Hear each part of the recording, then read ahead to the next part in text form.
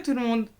Alors là, on se retrouve, vous allez me dire, elle a encore changé de décor. Mais là, c'est une vidéo un peu spéciale, puisque comme chaque fin d'année, le bilan 2024.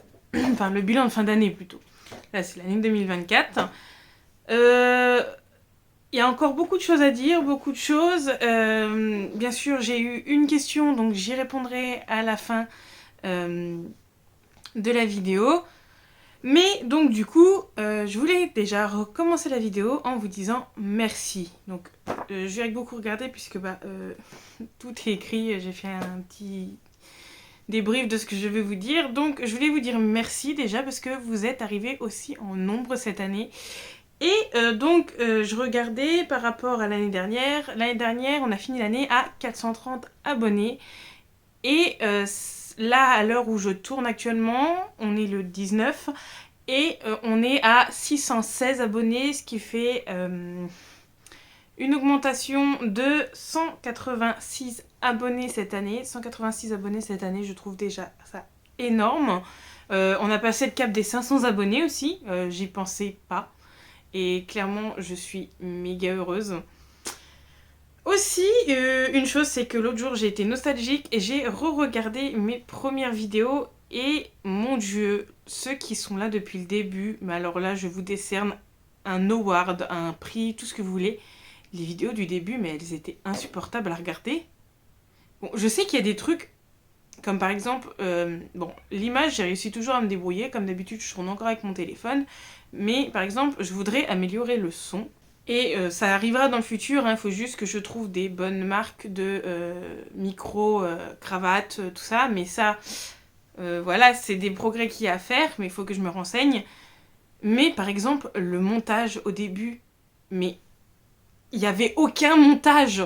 Aucun. C'était horrible. Il n'y avait pas de montage, ou très peu. Le script, au début, j'ai réussi à faire une vidéo avec le sujet des sasaeng sans script. Mon Dieu, pourquoi? Je trouve que, enfin, je sais pas pour me lancer des fleurs non plus, mais j'apprécie beaucoup plus les vidéos maintenant où j'arrive à m'améliorer sur le montage, tout ça. La dynamique de la vidéo est quand même un peu mieux. Je me suis améliorée aussi dans mes miniatures. Enfin, tout est un peu plus agréable à regarder. Vraiment, ceux qui sont là depuis le début, je vous décerne genre tout, tout ce qui peut être décerné parce que vraiment les vidéos du début, elles sont insupportables. Alors, cette année, j'ai... donc, on va parler un peu plus du négatif avant de parler du positif. Une chose qui... on va pas dire qui m'a fait beaucoup de mal cette année, mais j'ai remarqué ça que c'était un peu plus... Enfin, un peu chez tout le monde. Ce sont les commentaires. Donc, je ne cours pas derrière les commentaires, je ne cours pas derrière la notoriété, derrière la fame, tout ça. Mais, alors, je remercie les gens qui m'envoient des commentaires. Alors, des gentils commentaires qui me disent de continuer ce que je fais, tout ça. Les commentaires aussi, tout simplement, qui me disent ce qui va pas, mais de manière constructive et qui me permettent de m'améliorer. Aussi ceux qui me mettent des... pas des spécifications, mais qui approfondissent un peu plus le sujet ou qui rattrapent des bêtises que je dis dans la vidéo de manière polie, gentille. Ça, ces gens-là, je les remercie vraiment parce que j'en ai eu pas mal cette année et très heureuse. Je suis hyper heureuse parce que on arrive à interagir, même si des fois je vous réponds pas. Mais alors je vous réponds pas, je vous vois, je like vos posts, vos commentaires, mais des fois je sais pas quoi vous répondre parce que des fois j'ai l'impression de parler pour rien dire. Donc je m'assure toujours d'au moins laisser un like à vos commentaires et je vous remercie des gentils commentaires. Mais il y a aussi plusieurs fois cette année où j'ai eu beaucoup de commentaires du style tes vidéos servent à rien. Pourquoi tu fais des vidéos sur le sujet si tu ne t'y connais pas? Beaucoup de commentaires dans ce style. Donc je suis arrivée dans une optique en milieu d'année à peu près où comme je faisais des vidéos avec des sujets qui basaient un peu sur l'opinion, j'ai dit que tous les mauvais commentaires seraient effacés et c'est ce que je fais. Mais malgré le fait que je les efface, donc vous ne les voyez pas, mais moi je les vois. Donc je vais pas me plaindre parce que je suis quelqu'un qui m'affiche sur internet, qui poste du contenu public, donc forcément tout le monde a le droit de commenter tout ça, mais ce sont des commentaires qui font quand même mal. C'est beaucoup de commentaires du style... Enfin, ceux qui font le plus mal, c'est que c'est des commentaires, il n'y a pas de bonjour, il n'y a rien. Et vraiment, le commentaire qui m'a fait le plus mal, c'est fais pas des vidéos sur des sujets que tu ne connais pas. J'aurais eu ça au début, ça m'aurait rien fait. Mais là, ça te fout quand même un petit coup, parce que je dis pas que mes vidéos sont les meilleures.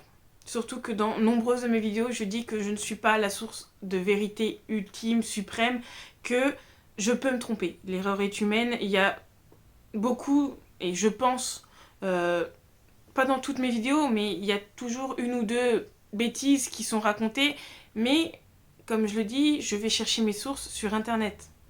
J'ai beau vérifier l'information à plusieurs endroits, des fois des informations ne sont pas vraies, et donc du coup c'est quand même mis dans mon script. Mais ce qui fait mal, c'est le fait qu'on dise que le sujet, je ne le connais pas. C'est sûr que des fois, par exemple, vous me demandez de parler, ou je parle de groupes ou de choses qui ne me concernent, enfin, dont je ne me suis pas intéressée. Par exemple, il y a eu le cas du couple Song, où là, j'ai reçu beaucoup de commentaires méchants. Mais alors, c'est pas des commentaires français, je sais pas ce qui s'est passé avec YouTube, mais j'ai eu beaucoup de commentaires de personnes russes. Et ça a été que des commentaires méchants en mode, justement ce genre de commentaires en mode mais fais pas ce genre de vidéo là, tu n'y connais rien, il est parti d'avec elle parce qu'il voulait des enfants mais elle a voulu se concentrer sur sa carrière. Mes sources, je m'assure de toujours les mettre en vidéo, en barre d'infos, pour que justement les gens puissent avoir l'endroit où j'ai mes sources, de voir que je n'ai pas inventé les choses. Donc, ce genre de commentaires-là qui disent que je ne maîtrise pas mon sujet, je fais des trucs que je fais des vidéos pour faire des vidéos, ça fait mal parce que derrière, je passe des heures sur mon script, des fois j'y reviens plusieurs fois, j'ai que des commentaires sur genre, le fait que je ne suis pas assez calée sur mon sujet, alors que des fois je passe des 2 ou 3 jours à faire un script. C'est sûr qu'il y a des scripts qui sont beaucoup moins travaillés que d'autres, mais je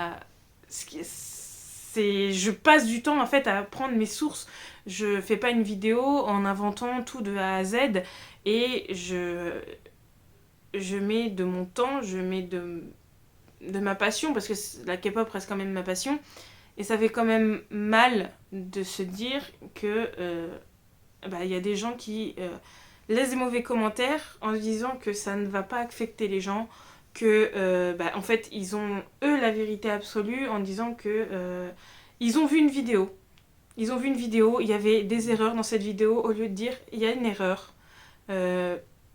Excuse-moi, tu as fait une erreur à ce moment-là, tu as dit que tatata alors que c'est tatata. Ce genre de commentaires-là, j'en ai eu plusieurs. Et je m'arrange toujours pour les épingler, puisque les gens sont plus calés, les gens savent plus de choses, donc j'épingle les commentaires pour ceux qui veulent plus d'informations, et ça je le dis souvent en vidéo. Mais ça fait beaucoup plus mal les gens qui arrivent, non mais t'as fait des conneries, tu racontes n'importe quoi.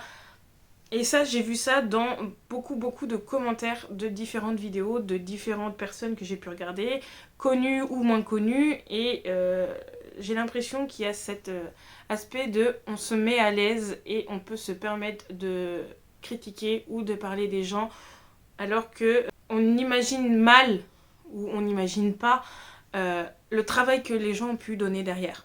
Donc il y a une façon de le dire, et puis tout simplement essayez de vous mettre à la place de ces personnes-là, d'imaginer le temps qu'on passe à faire nos vidéos. Moi je vous dis, les scripts, je mets toujours 1 ou 2 journées pour les petits scripts, et ça peut aller jusqu'à 1 semaine pour les gros scripts. Ensuite, il y a le tournage qui met du temps aussi, puisque il faut préparer plein de choses. Et il y a le montage, préparer et monter une vidéo, je mets à peu près une semaine à le faire. Donc et script, tournage, montage, je mets à peu près une semaine.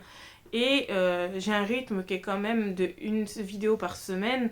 Donc je donne de moi-même pour faire fonctionner cette chaîne, pour vous divertir, vous satisfaire aussi. Donc je sais que je demanderai peut-être la lune, mais si vous ne voulez pas mettre de commentaires, n'en mettez pas. Si vous voulez mettre un méchant commentaire, bah retenez-vous. Ça peut faire du mal aux gens qui sont derrière. Si on revient sur quelque chose d'un peu plus joyeux, il y a eu des nouveaux concepts de vidéos cette année. J'ai laissé un peu plus les concepts, mais on va revenir derrière. Donc il y a eu de nouveaux concepts, donc je les reprends. Il y a eu l'histoire de la K-pop qui a été un peu le gros projet de cette année, où je suis revenue sur 4 vidéos, je crois, sur les différentes générations de la K-pop. Et j'ai été surprise parce que je m'attendais à ce que ce soit les dernières générations qui fonctionnent le plus. Et ce sont les premières en fait qui ont le mieux fonctionné. Je m'y attendais pas du tout, j'étais vachement surprise. Et même si certaines ont plus que d'autres, j'ai adoré le faire, j'ai appris plein de choses. J'étais en mode, c'est peut-être vu et revu ou fait ou refait. Beaucoup de personnes l'ont fait, mais j'ai dit, je voulais le faire à ma manière et je l'ai fait et j'ai adoré parce que j'ai appris plein de choses, j'ai découvert plein de groupes. Trop cool, vraiment.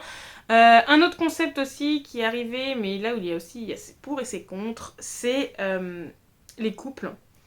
J'ai décidé de lancer, donc c'est plus une playlist qu'une série de vidéos, c'est je prends un couple dans la K-pop, alors dans la K-pop ou dans la Hallyu en général, et donc je raconte un peu, donc s'ils sont pas trop connus, ce que chacun a fait de son côté et leur histoire, alors soit jusqu'à leur mariage, ou leur divorce, ou leur séparation, tout ça. Donc comme je l'ai dit un peu plus tôt, c'est ce que j'ai fait sur le couple Song, et c'est la vidéo qui m'a un peu dégoûtée pour le moment de faire des couples, puisque c'est une vidéo qui a extrêmement bien marché. En général, les vidéos sur les couples que je fais marchent très très bien. Et d'ailleurs, c'est un point où il faut que je revienne dessus. Mais donc du coup le couple Song m'a un peu dégoûtée puisque jusqu'à maintenant j'avais fait donc IU, j'avais fait qui l'actrice de Boys Over Flowers, j'avais fait des couples comme ça et en fait comme je vous l'ai dit c'est les commentaires de la vidéo qui m'ont un peu dégoûtée. Donc les couples il n'y en aura peut-être pas de sitôt, enfin pas début d'année je pense, en tout cas janvier j'en ai pas prévu, février je pense pas, mais je me suis dit que ça serait une bonne idée puisque les couples c'est un sujet un peu tabou dans le sujet de la K-pop encore aujourd'hui, mais des fois ils ont des histoires assez sympas. Et quand j'y repense, j'ai commencé un peu cette série de vidéos très très tôt dans la chaîne puisque la première vidéo que j'ai fait sur un couple c'est le couple de Yuna et Dwan. Bon, si on devait la refaire aujourd'hui, déjà il y aurait beaucoup de choses à rajouter derrière. D'ailleurs, j'avais envie de faire une vidéo sur le couple de Yuna et son mari actuel, là. Je sais plus comment il s'appelle, mais dites-moi si ça vous intéresserait. Mais là, c'est pareil, ça sera un sujet, je pense que les commentaires, soit je les désactiverai ou un truc dans le genre. Mais c'est une vidéo que je ferai si vous le voulez. Mais soit les commentaires sont hyper stricts et genre surveillés de ouf, ou je les désactiverai, mais c'est une vidéo que j'avais envie de faire quand même. Mais dites-moi si ça vous plairait. Et puis il y a, alors j'adore faire ce genre de vidéo là, mais il y a un peu le revers de la médaille, c'est que donc il y a eu plusieurs vidéos sur les couples cette année, donc au pire je vous les mettrai autour de moi. Toutes les vidéos sans exception ont fonctionné. Pour moi une vidéo fonctionne quand elle dépasse les 100 vues et elles ont toutes dépassé sur les 100, 150 je pense. Sachant que bon, je travaille quand même dessus, mais ce sont des vidéos quand même moins travaillées que d'autres grosses vidéos que j'ai faites. Et ça me déprime un peu. Puisque en fait, vous consommez le contenu, hein. Ça, je ne vous critique pas du tout, hein. C'est une constatation que j'ai fait. Et un truc que je me dis, c'est un petit peu bête, puisque oui, les couples ça fonctionne, puisque c'est obligatoirement du people, du truc comme ça va fonctionner. Mais par exemple, j'ai sorti donc la vidéo sur les couples, celle sur IU a vachement bien fonctionné, et je crois que un peu avant, j'ai sorti une vidéo sur le Bangtan Universe qui a fonctionné. Elle a fait 265 vues, je crois, encore aujourd'hui. J'ai mis du temps. J'ai mis du temps à l'écrire, rien que l'écriture, je crois que j'ai passé 2 à voire 3 semaines parce que vraiment, vous reprendre tout le Bangtan Universe, c'était un truc de malade. Vraiment, je sais. Mais je sais même pas comment j'ai pu faire ça déjà aujourd'hui. Ensuite, le tournage. Donc, le tournage a été les 3 quarts du temps fait en voix off. Mais le montage, aller rechercher tous les extraits, en plus les extraits du jeu, je sais plus comment s'appelle le jeu, mais aller chercher des extraits du jeu, sachant que le jeu n'était plus disponible, aller sur YouTube pour essayer de retrouver des extraits, tout ça, c'était hyper long. J'ai dû passer autant de temps à écrire le script, et donc j'ai dû bien mettre 2 ou 3 semaines à écrire le script. Le tournage a duré bien une bonne après-midi. Et le montage, ça a bien duré 1 semaine, voire 1 semaine et demie, peut-être 2 semaines. Tellement le truc était énorme. La vidéo fait 1 heure, je crois. 1 heure ou 1 heure et 2 minutes, je crois, un truc dans le genre. Et voir qu'une vidéo où j'ai travaillé de ouf, telle que le Bangtan Universe, marche moins qu'une vidéo sur les couples, où j'ai mis beaucoup moins de temps à la faire, c'est un petit côté dégoût. Mais attention, hein, je ne critique pas, mais c'est un petit côté désespérant parce qu'on se dit, on taffe, enfin, moi c'est mon avis, genre on taffe sur des sujets de ouf où il faut faire des recherches, du montage, tout ça, et tu te dis que t'as une petite vidéo, que tu te dis, oh, je vais la préparer comme ça, et elle marche plus. Et ça, je l'ai remarqué depuis le début de la chaîne, hein, les sujets sensationnels font plus parler que des gros projets. D'ailleurs, là, c'est un nouveau concept qui est arrivé. Vraiment plaisir. C'est vraiment le concept plaisir. Bon, j'ai créé un script, tout ça, mais c'est vraiment mon concept plaisir. Je me fais plaisir à ce moment-là, et souvent, genre, ces vidéos-là sont vite écrites, tournées et montées. C'est mes avis sur les boys love, puisque vous me connaissez logiquement maintenant, et je suis une grosse fanat de BL, que ce soit en écrit, en série.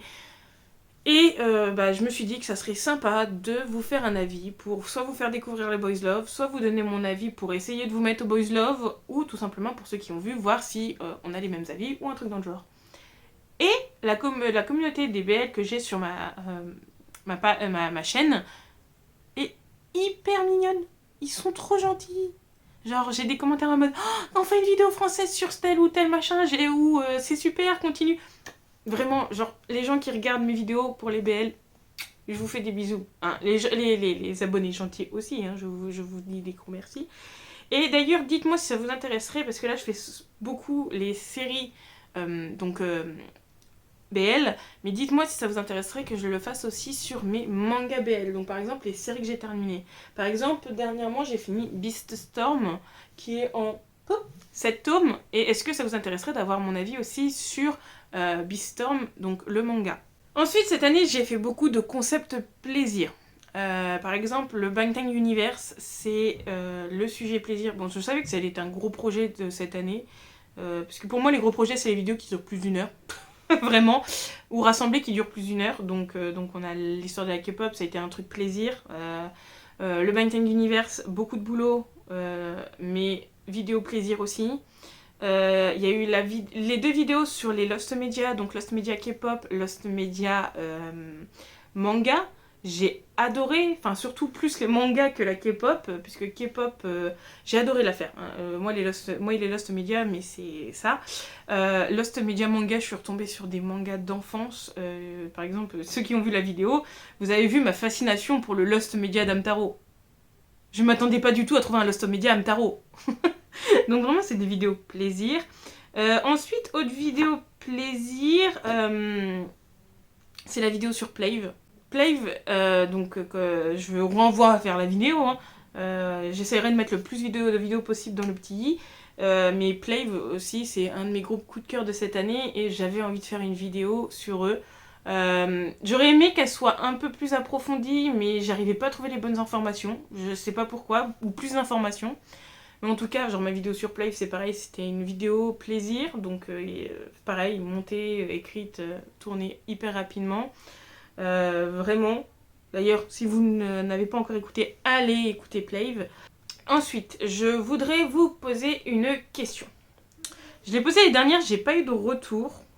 Mais c'était pour savoir si la plage horaire auquel je sors les vidéos vous correspond. Puisque actuellement, les vidéos sortent toutes les semaines, le samedi à 16h. Est-ce que je peux me permettre, puisque j'ai des vidéos d'avance, est-ce que ça vous intéresserait qu'elles soient sur une plage horaire différente? Donc, soit le vendredi, allez, on va mettre, choisissez à peu près votre horaire à partir du vendredi 16h jusqu'au dimanche. Puisque actuellement elle est à samedi 16h, mais est-ce que certains préféraient qu'elle soit le dimanche?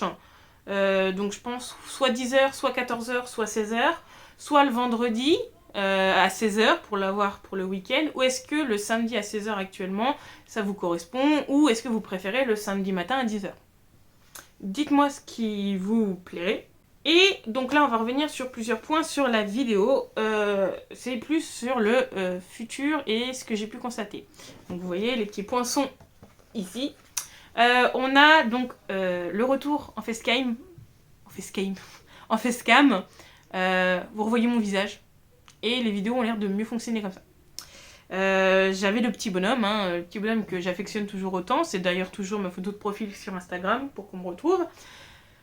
Mais alors, les dessins étaient très beaux, encore une fois, merci Pauline qui me les a fait les petits dessins. Mais je n'arrivais pas, en fait, je trouvais que la vidéo n'était pas assez dynamique et que c'était juste en fait un diaporama avec mon petit bonhomme qui bougeait à droite à gauche. Donc je me suis dit, c'est peut-être plus de travail, plus de temps de tournage, mais on va essayer de repasser en face cam. Et j'ai retrouvé en fait cette motivation à retourner en fait, à arrêter face à un écran. Ensuite, ça je l'ai déjà dit l'année dernière, mais j'avais pas trouvé de sujet et j'en ai toujours pas. J'ai envie de retourner un énorme iceberg. Enfin, un énorme. Non. On va se calmer, mais j'ai très très envie de retourner un iceberg. Même faire les recherches, c'est des types de recherches que j'adore faire, les icebergs. Mais je sais pas, j'en ai déjà fait un sur My Hero Academia, sur Genshin Impact. Je sais pas. Parce que je pourrais le faire par exemple sur un groupe ou sur quelque chose dans la K-pop, mais il y a tellement de sujets vastes, de trucs à faire que je sais pas. Et il faudrait que je le sache assez en avance pour le mettre. Déjà, quand je prévois un iceberg, de toute façon, je le mets 1 ou 2 mois plus tard, comme ça j'ai vraiment le temps de le préparer. Mais dites-moi si vous avez des idées et je piocherai dans les idées que j'aime, qui m'intéressent et qui me donnent envie de faire un nouvel iceberg. Ensuite, j'avais envie de renouer avec des anciens concepts que j'avais fait, tels que l'histoire des agences, ou MV Theory, ou le secret derrière les tournages de K-pop, enfin des MV. Mais alors, pour l'histoire des agences, soit j'avais des petites agences, mais enfin vraiment il n'y avait pas grand chose à raconter, donc on se retrouverait avec des vidéos de 5 minutes. Je me suis dit, est-ce que ça vaut vraiment le coup de sortir une vidéo là-dessus? Il y a très très peu de contenu, mais là il faut vraiment que je me mette à répertorier les agences, à essayer d'approfondir, au pire à sécher internet pour avoir le plus d'informations sur les agences, parce que je trouvais que c'est un hyper bon concept, et c'est un truc hyper cool que j'adorais faire. Pareil, les MV théories, mais c'est pareil, on tombe souvent sur les mêmes théories quand on recherche, par exemple, théorie MV K-pop, on tombe souvent sur les mêmes clips et les articles tournent souvent avec les mêmes théories. C'est pareil, là, il faut que je me mette à rechercher plus, mais il faut que je fasse des recherches en même temps que préparer les autres vidéos. Ça, il va falloir que je m'y mette un peu à pouvoir faire plusieurs trucs en même temps, préparer plusieurs trucs en même temps. Il va falloir que je me mette en multitâche là. Parce que vraiment quand je me mets sur une vidéo, je la prépare, je la monte, tout ça, je fais tout en même temps. C'est pour vous dire, là je tourne la vidéo bilan. La vidéo qui sort donc 2 semaines après celle-là, le script a été fait, le tournage a été fait, il faut encore que je la monte. Et je me suis arrêtée là au montage, donc tu vois, je le repousse, donc il va falloir que je fasse ça en même temps. Voilà. Là j'ai écrit la trame, je l'ai tournée. Et faut que je fasse le montage dans les 2 jours qui suivent, sinon ça va être n'importe quoi. Mais il faut que je me remette à faire ces vidéos-là. Il y a eu peu de vidéos sur les mangas cette année. Mais je trouve des vidéos beaucoup plus qualitatives qu'avant. Avec des sujets beaucoup plus intéressants qu'avant. Donc on va continuer sur cette dynamique-là, même s'il y a moins de mangas. Eh ben, il y aura moins de mangas, mais de meilleures vidéos sur les mangas. C'est pareil, il y a eu très peu de lifestyle, mais j'ai pas envie de faire des vidéos genre type. Donc vraiment, genre les vlogs, c'est s'il se passera des choses intéressantes. Mais c'est pareil, le plus intéressant sur ma chaîne, c'est la K-pop. Vous êtes tous là presque pour la K-pop. Donc, tant qu'il y a de ça, je pense que ça va. Aussi, chose importante, et après je réponds à la question que j'ai eue, je mets en barre d'infos mes réseaux sociaux. Twitter est là en fonction de décor. Hein. Je vais sur Twitter, mais c'est vraiment genre pour mes trucs personnels, genre mes informations de F1, des trucs comme ça. Voilà. Mais je parle beaucoup sur Instagram et donc j'ai créé un Instagram public, enfin un Instagram public oui, à la vue de tous, pour la chaîne qui est en barre d'infos. Je vous mets le lien. Je vous oblige pas à le faire, mais allez vous abonner et me suivre sur l'Instagram, puisque je mets du contenu. Par exemple, quand j'ai des albums, je mets du contenu sur Instagram que je mets pas sur ma chaîne. Je parle souvent de mes futurs projets de vidéos, j'annonce et je mets les liens pour les vidéos qui sortent le samedi. Tous les samedis, il y a le lien de la vidéo sur Instagram, et des fois je vous pose des questions ou je vous demande des idées pour les vidéos. Donc si ça vous intéresse en plus de ça, allez sur Instagram, surtout que plus on sera, mieux, plus sympa ça sera d'aller sur Instagram pour discuter entre nous. Ensuite, on va passer à la question. Donc je mets le commentaire ici. J'ai pas envie d'écorcher les pseudos. Et c'est surtout que la photo est sur mon téléphone, je tourne avec mon téléphone, donc j'ai pas été très intelligente. Mais je me souviens de la question qui était « Quels sont mes groupes préférés de... » Donc il y a plusieurs questions, mais je vais y répondre tout en même temps. Donc quels sont mes groupes préférés de K-pop? J'écoute de tout, mais je peux vous dire mes groupes préférés. Maintenant en fait c'est plus à l'envie d'écouter. On reste sur du BTS, du Stray Kids. Et en ce moment, comme vous pouvez le savoir, je tourne un peu plus sur les groupes féminins. J'écoute beaucoup de Twice et de Kiss of Life.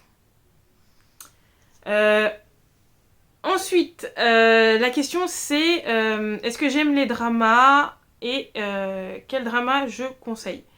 Je regarde des dramas, beaucoup moins en ce moment, puisque je suis retournée pas mal sur les séries américaines, mais j'ai regardé des dramas, il faut que je m'y remette.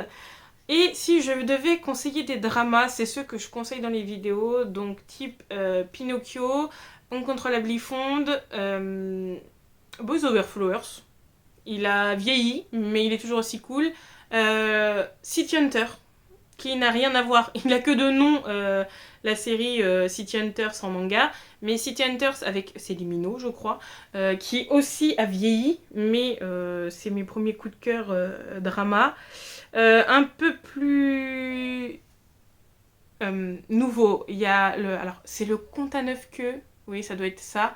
De toute façon je vous mets les affiches. Je crois que c'est My Demon que je voudrais regarder. Je ne l'ai pas regardé, mais il faudrait que je le regarde. Mais mon frère m'a dit qu'il était assez cool. Et puis c'est tout. Parce que vraiment drama, là j'ai abandonné dernièrement, mais j'aime toujours les dramas. Hein.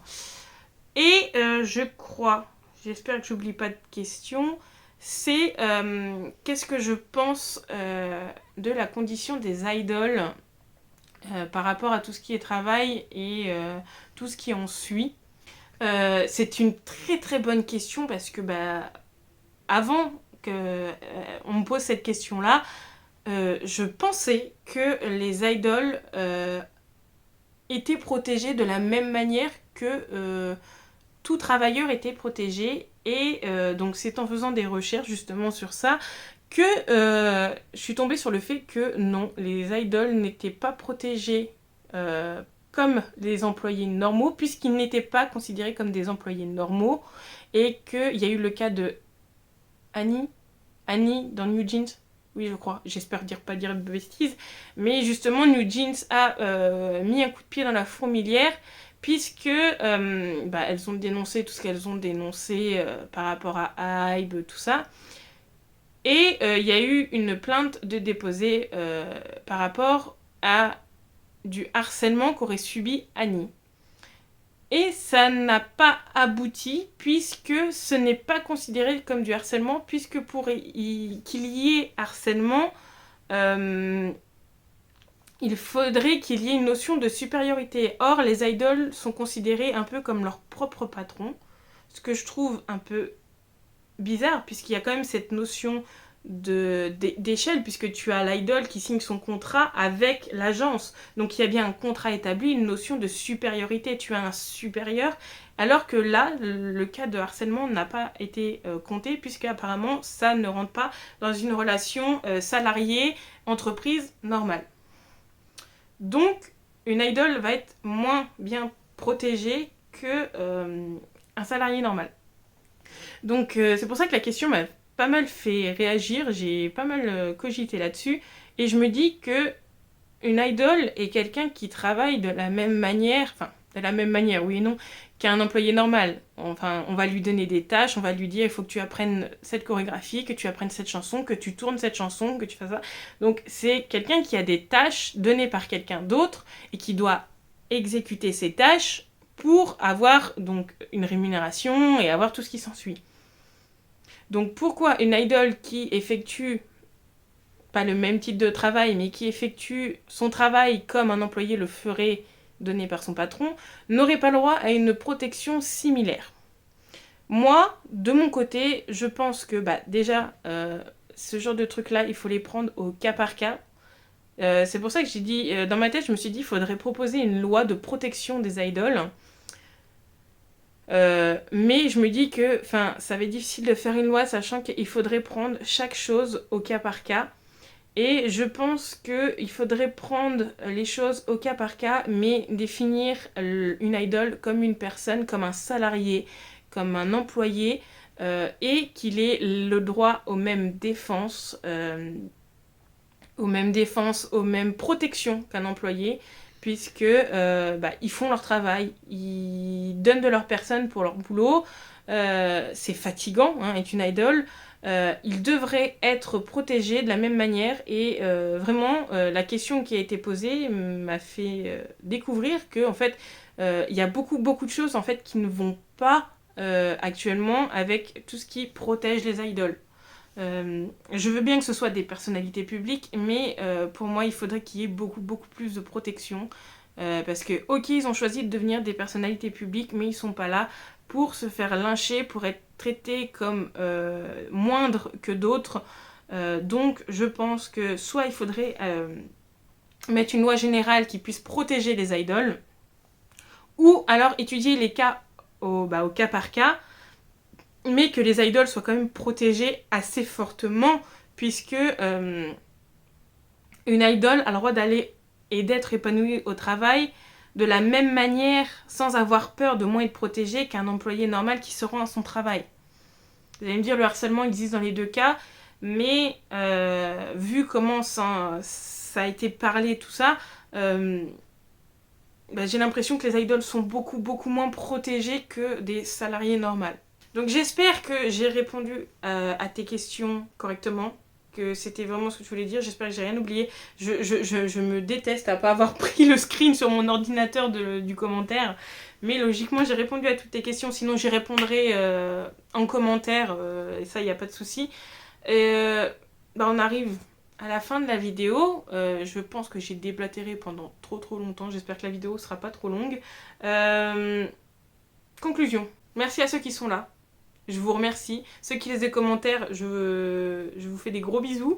Vous en faites pas, il y aura encore des vidéos, des concepts aussi. Il faut que je réfléchisse aux gros concepts de cette année 2025. J'ai pas encore de gros concepts, mais j'espère un iceberg. je vais encore essayer d'améliorer la chaîne, ça, il n'y a pas de souci. Pourquoi pas inventer de nouveaux concepts, mais il faudrait que j'en réduise d'autres, donc on verra bien. En tout cas, je suis heureuse de cette année. Vraiment, cette année 2024, niveau YouTube, a été incroyable. Vraiment, j'ai senti que je pouvais faire quelque chose avec vous, avec YouTube. Donc, je lâcherai pas YouTube, ça c'est sûr. Et puis, je vous lâcherai pas vous non plus, parce qu'il y en a qui sont là à chaque vidéo, qui laissent des vidéos, des commentaires les 3 quarts du temps, et ça fait grave chaud au cœur. Donc dans tous les cas, je vous souhaite une bonne journée, une bonne soirée en fonction de l'heure à laquelle vous regardez cette vidéo, et surtout, prenez soin de vous.